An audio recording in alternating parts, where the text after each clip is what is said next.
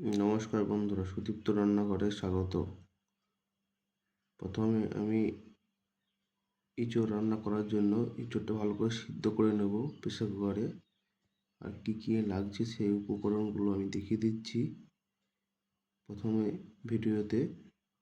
প্রথমে আমি কড়াইটা ভালো করে গরম করে নিচ্ছি, দিয়ে সামান্য একটু তেল, খুব অল্প পরিমাণে, যে চিংড়ি মাছের লবণ হলুদ মাখিয়ে আমি রেখেছিলাম সেটা ভালো করে ভেজে নেব।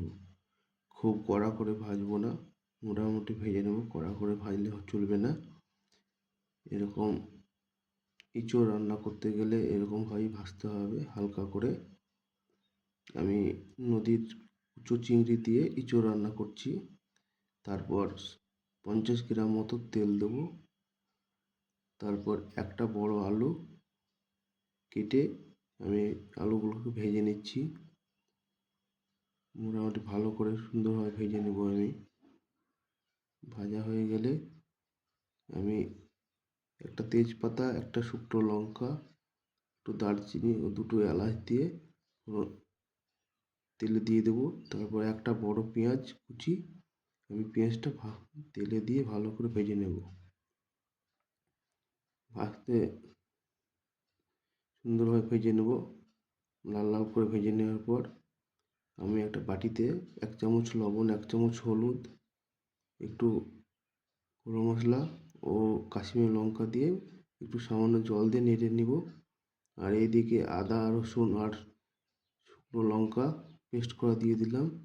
তারপর লবণ হলুদ একটা বাটিতে গুলে রেখেছিলাম সেটাও দিয়ে দিলাম কড়াইয়ে।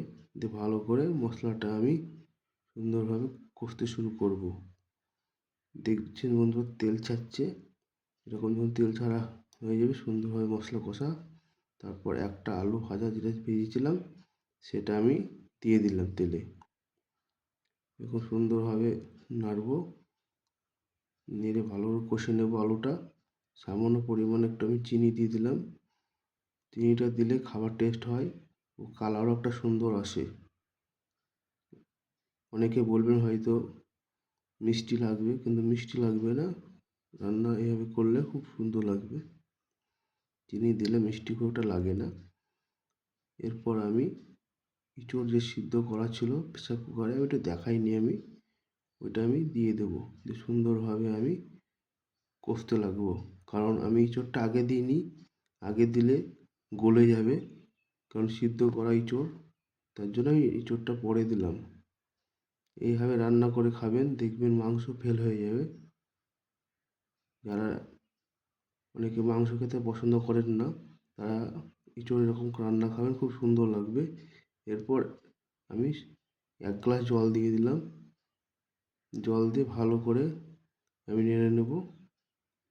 নাড়ার পর সুন্দর করে আমি জলটা ফুটতে শুরু করবে, তখন আমি ভাজা চিংড়ি মাছগুলো জলে আমি দিয়ে দেবো।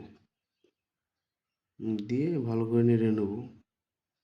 বন্ধুরা, এইভাবে রান্না করে খাবেন, খুব সুন্দর হবে। বন্ধুরা, আমাকে একটু সাপোর্ট করবেন। এই বন্ধুরা, রান্না কমপ্লিট।